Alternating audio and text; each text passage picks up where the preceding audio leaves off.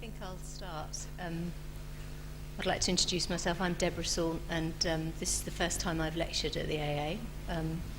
It's an intimate audience, encouraging to see so many friends and supporters, so thanks for coming. It's a strange position to receive an invitation through the post when somebody says, I'd like you to come and give a lecture, and it's the first time you've done it, and you think, somebody is asking me to communicate.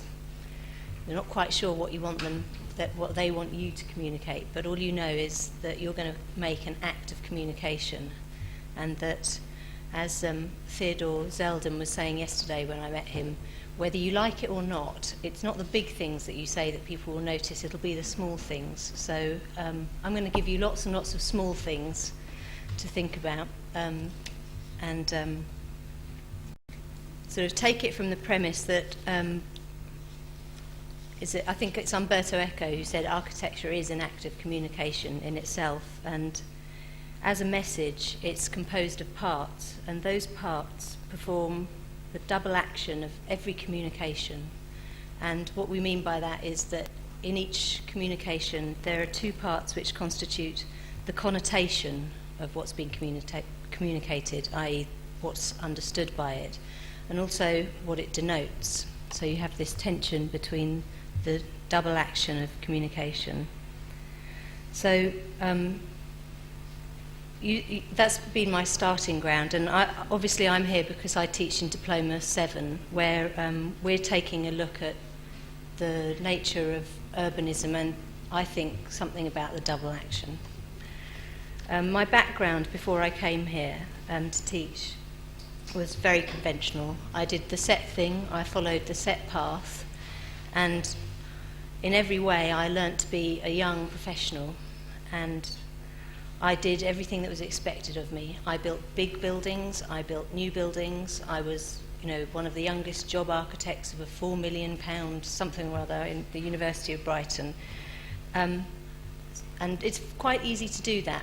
Architecture sets down a very fixed path, and it's easy to get onto it at a very early age and just stay on it. But what I've always done, and not consciously, is always have an eye on something else at the same time, so that it's a position of being somewhere in between activities. And that the main other that I've always had, and I'm sure anybody who knows me would testify to it, is being interested in having a compulsion to build. Even as a student, I was involved in building projects physically, and I was obsessed, I think, with mastering the fabric of construction.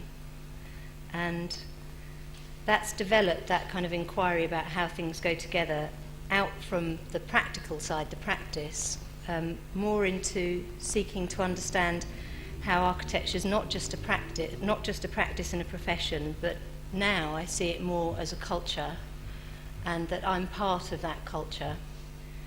And at the moment, you might be aware of an initiative called the Jane Drew Prize, and that's something that I'm involved with, along with a group of women who initiated it at the RIBA.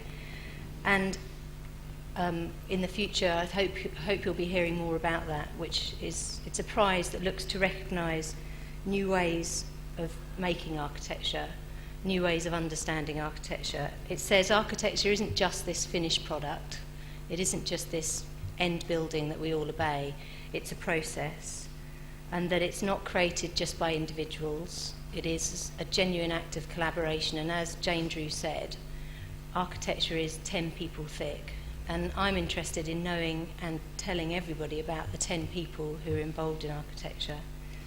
That within architecture there are catalysts, people who make things happen. It might be a head of a school, it might be somebody who writes a book, it might be someone who is a client who makes it happen. And so what I'm going to do today is talk to you about one project in particular where I think the client really played a huge role in the personality of the project, and that's the work I did with Tony Fretton at Artsway in the New Forest.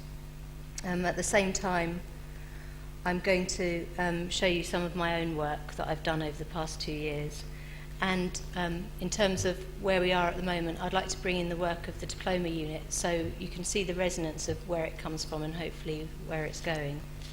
So, Joel, if you could turn the lights down.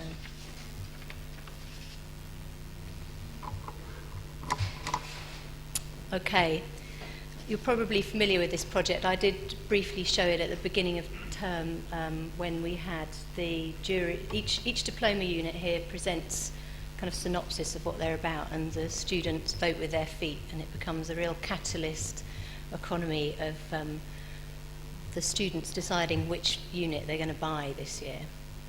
We were a new unit, and we've got a great set of students, discreet and very, very intimate. What I'd like to say about Artsway is that it is learning about doing this project with Tony was about the politics of architecture. And I don't just mean about capitalism, and I don't just mean about Tories and Labour Party. I mean the kind of personal politics involved in making something happen. The project is set in the New Forest, and as the slide on the left shows, it's a village called Sway. And it's completely described by the railway line that cuts through it, which is in the top of the image. And there, in this New Forest that was set at, New Forest, I don't know if you know the background to it, it was established by William the Conqueror as a private hunting ground. And it's always had this really kind of contradictory sort of position. It's completely underdeveloped, but when it is developed, it's incredibly controlled. And it's really the last place on earth that you'd expect to find a contemporary art gallery.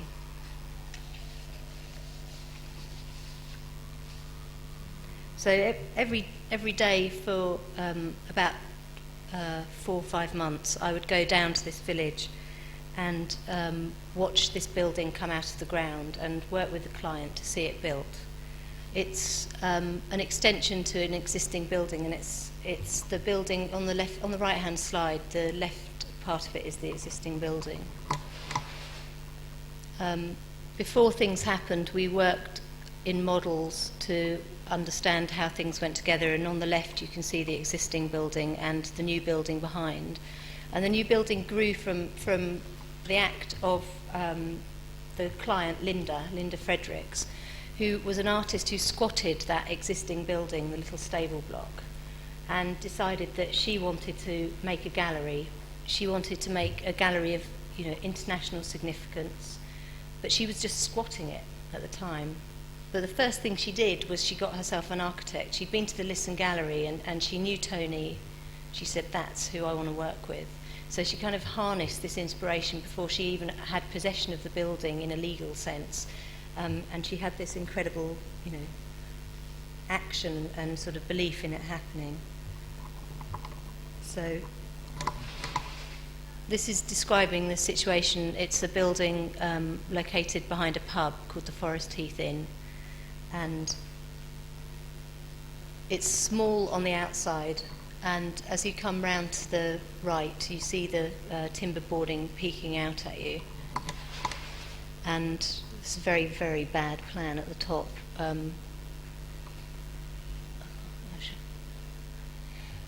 Which is basically showing its situation in relation to that very large tree on the right. It's a kind of collection of sheds, really. That's how Tony described it. And it sits quite quietly within the landscape of what we used to talk about as a meadow. Within it, it's quite surprising when you enter. There are suddenly these sort of international standard galleries within it. It's in a tiny village, and yet it speaks to you the moment you come in through the door of something much grander, something much more global. It's completely wired for any kind of computer art, computer work. The slide on the right shows what was called originally the visiting artist studio. When we went on site, that was a visiting artist studio, and we were thinking art, painting, making, sculpture. Within the 4-month period that it was on site, that became the multimedia studio. And this kind of shows how it was a real process. We didn't have sort of exactly fixed ways of seeing it as an outcome, and things evolved as it took shape. Oh, sorry, just turn the wrong one. Within the building, we carved out new gallery spaces from the existing coach house, and sort of exposed previously unseen fabric, and sort of juxtaposed those with the new interventions that we were making. And the view on the right shows the view from the reception out into the courtyard space, and that courtyard space can actually be an exhibition space during the summer. It's fantastic weather down there, and that was something that also evolved in conversation of taking the sort of turning the building inside out. As we got to know the building, we discovered that what was meant to be a store that opened into that yard could actually become a small gallery. But this is the side that I got to deal with, and what I think is powerful is looking at how that finished product was arrived at. You don't see these images in the magazines, and I think perhaps you should. I mean, there is a new march towards this kind of aesthetic of, exposing construction, which can be slightly too polite. But I think the sort of reality that you see here is worthwhile exposing.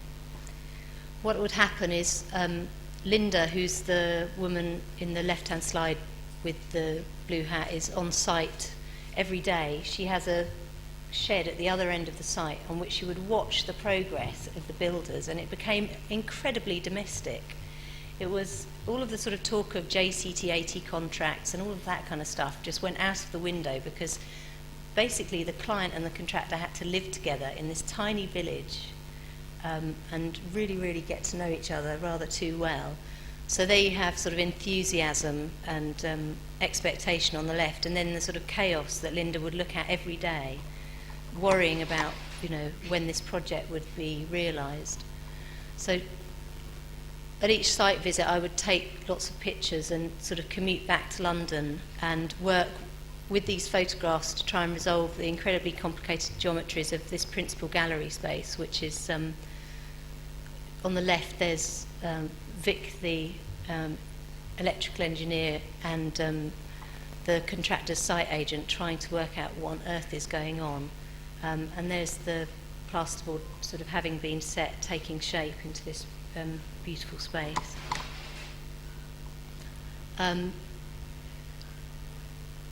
As you can see on the slide on the left, things began to get rather tense. This is a sort of accidental photograph that I took. I'd always take this shot every time I went to see progress. And whilst I was taking it, Linda approached Mike, the site agent, and said, "When the bloody hell will this building be finished?" So it was, you see the sort of beauty of it, but the tension in its making was quite manifest. And then on the right-hand side, there's the last day on site, really, as they were practically completing, it's called in the trade. And what was happening was Linda had invited a series of very important people to come down and visit the site. And here she is showing around somebody from the Arts Council who paid for this. It's a lottery-funded project. And it's that moment in the project when she's almost sort of taking possession of it physically, but also it's her describing the story of the building and inscribing her own narrative on it. And in a way, she's sort of taking its identity and making it public. And it's the point when that individual vision of Linda squatting in that studio space, making her own space to work in, becomes an institution. It's about to be opened, it's about to become public, and what it's representing is that sort of transition between sort of individual aspiration, I think, and the fact that when you do make architecture, you do make institutions.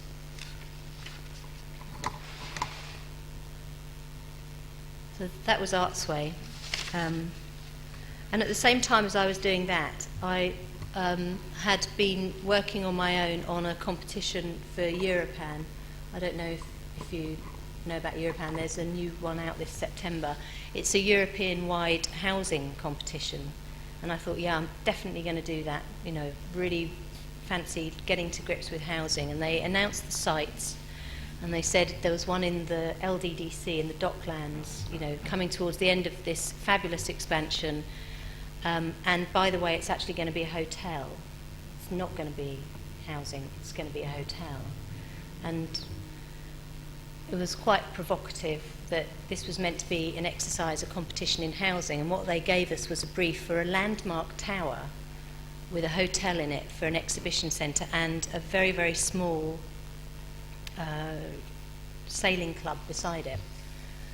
So in a way it became political the moment you even entered the competition, because you thought you were going to do a competition about housing, and suddenly you were doing something within the realm of this kind of commercial development, these kind of expectations that you don't normally engage with when you're doing housing, or you're sort of led to believe you don't deal with. So the site itself is, if you look at the very top of the slide on the left, there are the Royal Docks, and then there's a black building which is the Financial Times or Reuters building, and it's basically the small slither of land in between the curve of the river and the dock.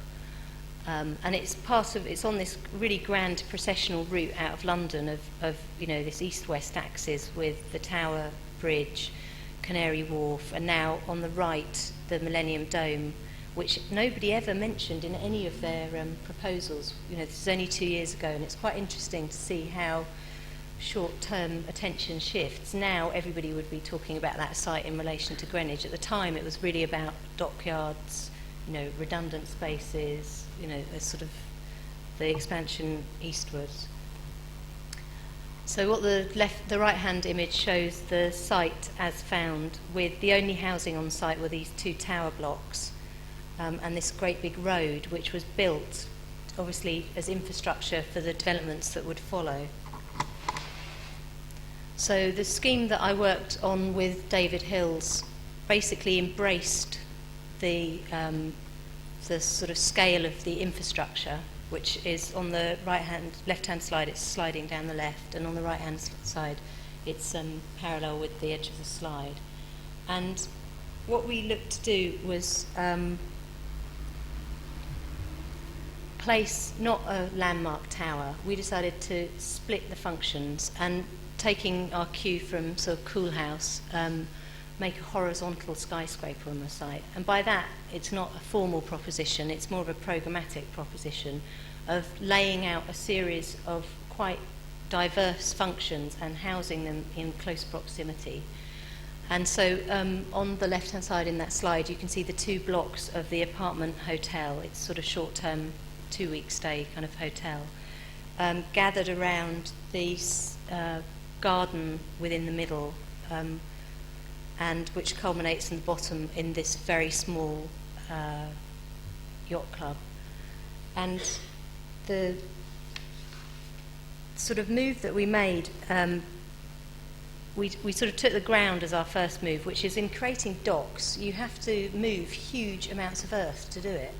To describe this incredibly strict square, rectilinear volume of water, earth has to be moved. And the diagonal line that slides across the site, which you can pick up on the edge of that imposed plane on the right-hand side, is the line of where the earth was stopped, where they stopped pushing the earth and the original ground started. And that's the line on which we placed our garden. Second to that, we decided to impose a sort of topography, a viewing platform. That's the large sloping form that rises up from the water and creates basically a place in which to view the spectacle of those docks. Everything's so low there that we decided that the public should be allowed to embrace the view and kind of harness it. So these views show, the one on the left was the view on the flight path from City Airport. The planes come over very, very low over the site and almost skim where this landmark tower would be, which, as you can see, we didn't play by the rules and didn't make a tower. Simultaneously, the small cluster of buildings on the left kind of look towards the road, and so even though it's a small building, the sailing club, it says to the public, I'm here, take notice. That's the view from the road on the left into the sailing club. Within the description of what the hotel was with its many functions, we were very interested in saying, how does a hotel work? And in what way does the sort of choreography of elements within a hotel replicate urban conditions? And I think there's quite a genuine analogy between hotel living and contemporary urban living. Most people spend a very short time in each place. They move about from home to home to home. They take up residency in a place and don't put down roots. But what most people do, in terms of making a place their home, is kind of imbue it with a sense of specialness. So we decided that within each of these apartments, each of the floors had very long corridors within it, on which we imposed, on the slide on the right, that's a kind of projected plan of one of these terrifically long corridors. We imposed a fake perspective, forced perspective of sloping the walls together, so that on coming home, maybe the corridor seemed longer than it really was, but on leaving, the corridor was much shorter. Within the flat itself, apartment, we again changed the level of the ground and had the entrance so that you rose up a ramp in which to go into your living space, and that you were rewarded within each of those living spaces by your own personal view over the docks. So even within the building, within each apartment, there was a topography of sorts. But deep at the heart of this, and it's interesting going back to it because it's quite, it's a long time ago that we did this. It was the programme that really fascinated us. All of these formal moves that you can see on the left, the imposed plane, the sort of sliding architectural, the sort of sliding traffic architecture, I'd say, of the buildings on the right, the way that they slope with the movement of the road. We tried to expose the programmes within and provide snapshots into the sort of essential function, so that whether you were driving, whether you were walking, or whether you were on the water, you could catch glimpses of isolated descriptions of activity within it. And so one of the moves, for example, is the view on the right-hand side. You can see into the reception desk. That's that square snapshot opening into the reception desk of the hotel, because that's what a hotel is. And then at the same time, on the slide on the left, we decided to mix the programs of the two, to take the hotel and to take the yacht, the sailing club, and combine their activities in a swimming club within the building. This wasn't asked for. And to penetrate through the layers of the public areas of the hotel, the dining rooms, the ballrooms, with this diving tower, so that you would get local people from the community going up this diving tower and plunging past a banquet, perhaps, or a conference. Or simultaneously, it could be that whilst diving, you saw something incredible in one of these rooms. And really, it was about mixing and marrying, mixing the functions together, so that even if the local people weren't given that site, all of it for their use, they still had access to it in terms of vision, and also, most importantly, I think, in terms of spectacle. So that's a sort of description of some of my own work, and I'd like to sort of move on to the way in which I think that work has informed, the teaching and the work of the diploma unit here. I tutor with Paul Robrex, who's from Belgium, and Paul had a proposition for a site for this year's study in Dunkirk, in northern France. And it's a post-industrial landscape. It's very, very bleak, very grey, very cold, very sort of enclosed and private. And it's very depressed. All the shipbuilding has left it. And it's a real, Northern European problem that we have to come to grips with, and one that a lot of people have tried to do. But what we decided to do was to juxtapose that with something completely different, which was the nature of what is Havana, what is Cuba. And this has been met by quite a few raised eyebrows.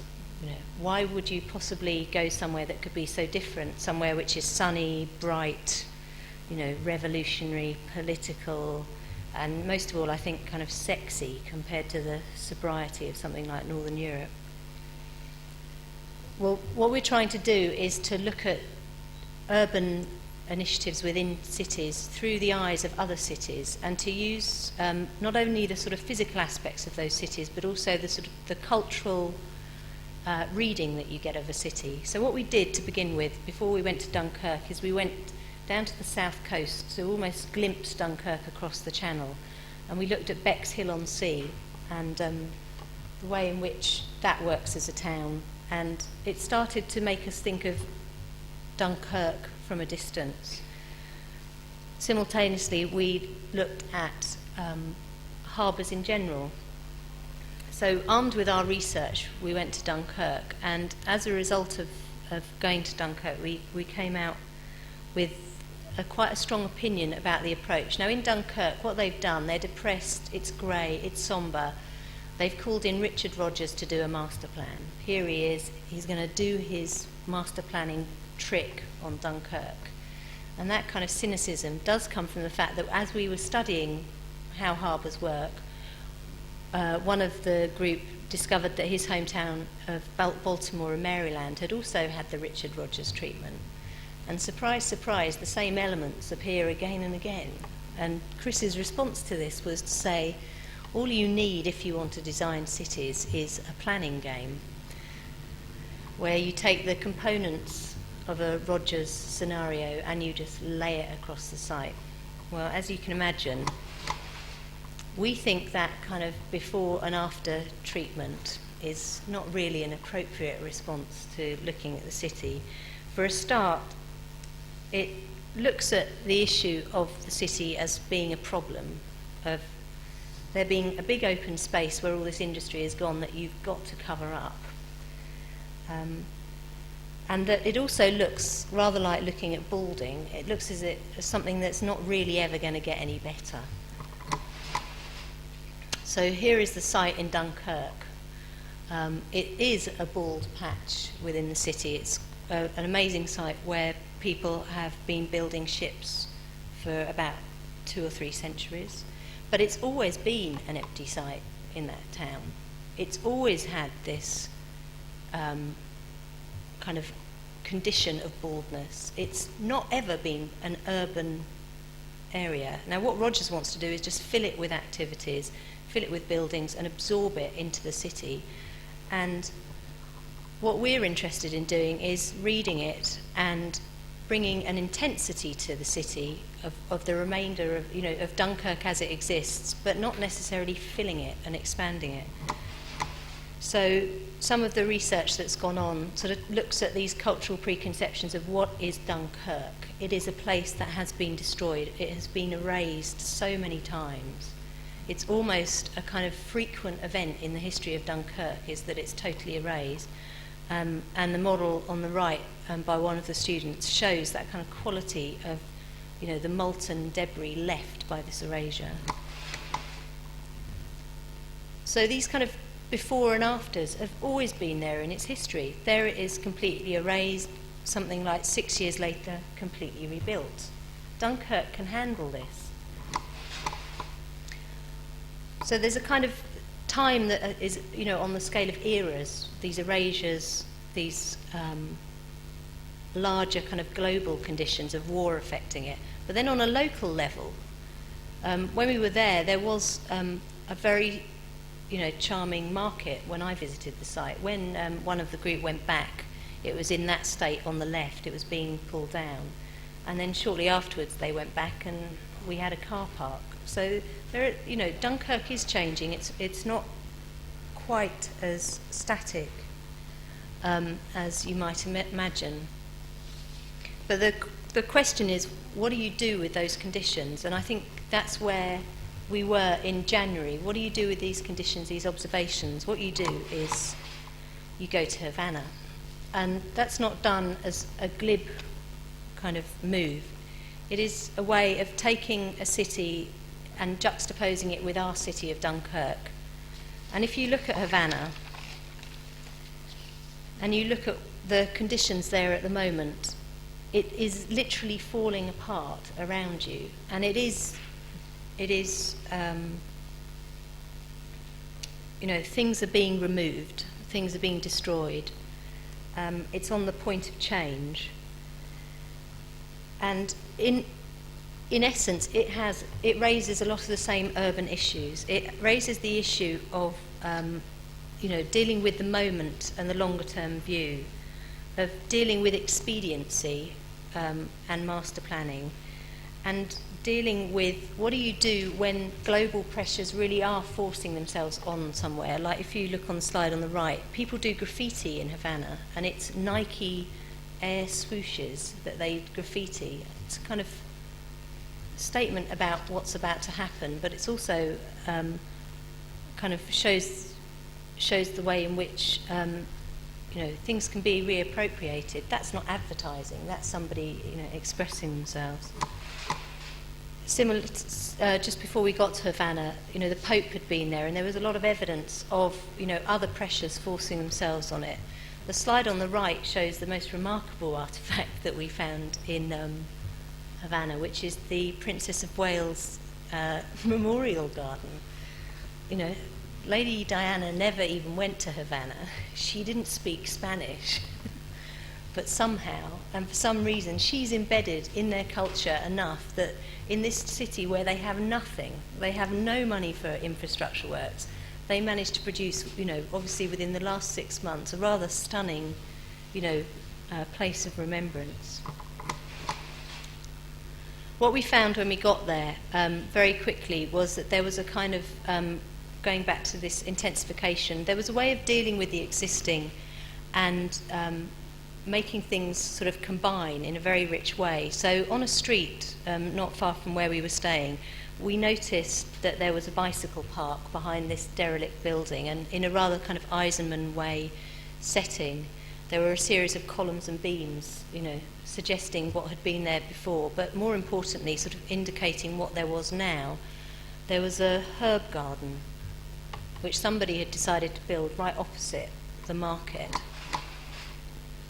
And you got this fantastic relationship of here's my market, here's my gardener. I'm going to put them together, and I'm going to get a park for my bicycles at the front, and I'm also going to grow fantastic, produce that's readily available in the city. And arising from that kind of sort of concentration of activity, from this leftover derelict site, other opportunities were being made. People were using and making new holes in the walls overlooking the site, so that you had, from a very simple proposition, you had a much wider urban impact. So what we decided to do was to look at, we decided on the area that we were going to look at in Havana before we went. It was this idea of we should be able to judge the city from a distance as well as being there. And we decided that we'd look at the area to the south of Havana, Havana Vieja, to the area that isn't where the tourists go, where you're not meant to walk, and where obviously most of the people really do live. And the image on the right shows a series of gap sites that we found while we were there that showed a lot of opportunity. Whilst we were there, sites were discovered almost by accident. Children make use of sites to play baseball everywhere, and here's Chris playing baseball on what did become his site. So we were in Havana for a week, and the students were given 2 weeks in which to come up with propositions. And this is in a school where, generally, programs last, about a year. And we kind of wanted to work that intensity of responding to the city into an immediate response, not to sort of sit back and consider it for too long, but just to take our gut reaction. And amongst the proposals that have come up, what we did was we had a crit after 2 weeks, and some of these responses came up that really look at sort of combining activities and bringing sort of double functioning to the site. And here there's the proposition of an urban cinema. There's no lighting in the centre of this part of Havana. It's a perfect setting for night cinema, and makes use of this urban spectacle. During the day, the site where people could gather is used as a ground for retraining. On another proposition, the same site was taken, and all that was imposed on it was a series of curtains. And through using cheap textiles, through using simple means of support, a series of urban rooms were created, which are in desperate need there. There are no public meeting spaces because there's just not the money to build them. People have to gather every day to collect water from water points. There's very little infrastructure. So what one of the students proposed was, well, if people have to gather for water every day, maybe they can learn about recycling and at the same time enjoy playing sport. And really leading on from what I said about that site that we found, one of the propositions was to say, yes, people do want to make holes in walls when there's this accidental gap beside them. Well, maybe that should be harnessed, maybe that should be legislated, that out of the accident, the accidental destruction, comes something that's got, benefit to both sides. So the proposal was that by clearing the debris on the site on the left and opening windows and holes in the wall, light could be borrowed from the housing inside as it overspills to light an urban space, a meeting space, and at the same time the inside of the building during the day could be more fully occupied. And what was interesting about this 2-week project was that we had a crit, and we were very lucky that Jonathan Glancy came to it. He's very interested in Havana and in Cuba. And he'd given us a talk before we went. So he came to review the work. And also a guy called Silvio Mutal came. Now he's a guy who happened to be dropping into the AA that week. And he is an expert on Havana. He's the head of a UN development initiative for the World Heritage Sites, looking at precisely this problem of sort of new urban initiatives in the city. So it's very, very timely. And he got to one point where he was even costing one of the proposals and sort of allocating potential budgets. It was for the urban curtain scenario. So the way in which this kind of urbanism isn't about master plans, it isn't about a big strategy that you can see in one go, it's about a cumulative effect. And I just like that guy on the left who I met as I was going to the hotel about to leave Havana, who had customised his own Havana-made motorbike, and it's actually a Nike motorbike. I don't know if you can see that. I'm just going to finish on some, I don't know, can you focus that? You've seen the work that goes on in the school, and at the same time I have my own practice, which I set up about 6 months ago. And necessarily it's about small work at the moment, but it also brings into play the kind of interest that I've shown so far. And what this proposition is was one of the first jobs that I was given, which was by Tony Fretton. He passed me on a job. He said, Deborah, I designed this house 6 years ago for this great couple. It's really fantastic. It's got loads of space. He's a Magnum photographer. She's a writer. They've got 2 children. They're now getting divorced, and they'd like you to divide it. So it's a very interesting urban kind of proposal, because rather than leave this house for which they commissioned Tony and invested a lot of time, they didn't want to separate, sell the property, move to 2 smaller houses and kind of spread. They wanted to remain where they were, and in a similar way to what we're looking at in Dunkirk, they're going to create something intense, more intense on the site than what there was before. So we're looking at a sort of real version of this kind of intensification. And I mean, I'd just like to point out as well that this kind of doubling up happens all the time. Once you realise it's there, it's everywhere. For example, in Old Street, there's a school, and during the holidays, its playground becomes a car park. So it suddenly presents this opportunity that you can go and park somewhere where you can't normally park. And the guys work with the school. There are a couple of scallies, and they make money out of the playground. It becomes a playground during the term, car park during the holidays. Or maybe there's the Thai restaurant that you go to. There's one in Brixton, which is also a greasy spoon during the day. You know, you have these kind of doubling up all the time. But within this project, I'm showing very sort of sedate, almost legal documents. These are the planning permission drawings that we've just sent in. And what it is it's the drawings on the left are the existing building, and the drawings on the right are our proposition. And Unit 5 is now becoming Unit 5A and Unit 5B.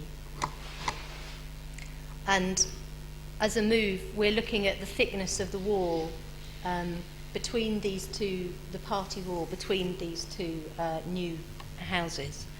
And a project I did a few years ago with MJ Long was for 2 studios for 2 artists who lived together, both successful artists, but also a couple, and they wanted to maintain their independent identity but be connected. And this staircase is one where we placed to describe it, there's a Paul's studio is on the ground floor, and the door into it, beside the door into it on the right hand side slide, a staircase rises, and there's a slot of glass into which you can glimpse into his studio. And as you go up the stair, you get to the top, and on the left hand side that's looking down the stair. On the landing you look onto a roof light that goes, a strip that goes into his studio. That's actually connected with, above it, there's that vertical slot, which is the studio window into Susie's studio. So as she rises up into her studio, she can sense whether he's working, you know, how things are going, and simultaneously he can glimpse and see her go by to her studio. So that's current work. And just to end, the latest job I've got in is for a hairdresser's in Islington. And the girls on the right are that's some research I did in Havana. That's a Cuban hairdressers. And it's hairdressers with a very kind of adventurous client who wants to make it different. And what we're looking at is bringing this theory again into practice. So it's not going to be just a hairdresser's, it's also going to be a bar, a coffee bar. And there's some more young ladies at the bar on the left. In conclusion, I think it's interesting when you take your own practice, your own position out and kind of, you know, see how it relates to other people's point of view. And last week, a lot of people went to the Jacques Herzog lecture, 2.25 hours of very, very beautiful architecture. And one of the most salient things I can remember Jacques saying was that he wanted his buildings to be more than just one thing. And he was asking, you know, whether they could represent more than one reading and have more than one representation, whether they could be something about overlapping and layering, whether his MoMA scheme could read more than just as a gallery. It could express interests of the curatorial side of the proposition. At Bankside, engaging with the existing building and overlapping the galleries there.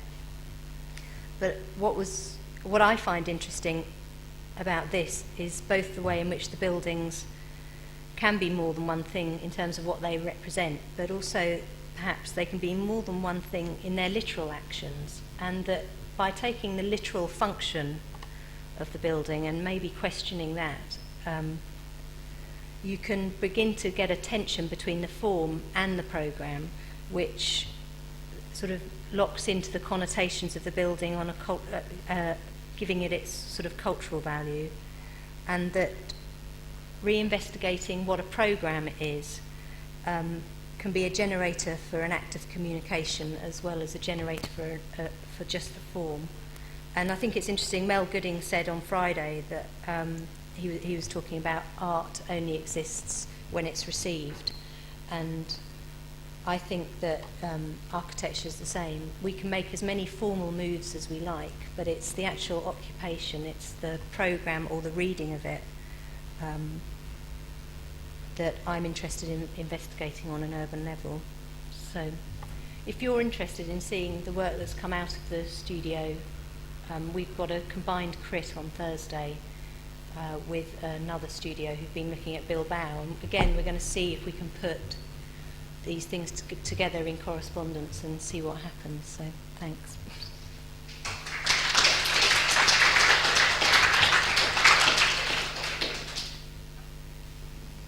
Okay. Any questions? The only thing I'd like to say, like sort of summing it up, is that you come out with these overviews that they only come because somebody asks you to do it. I think it's really, if you ever get the opportunity to have to do one of these things, take it. Okay.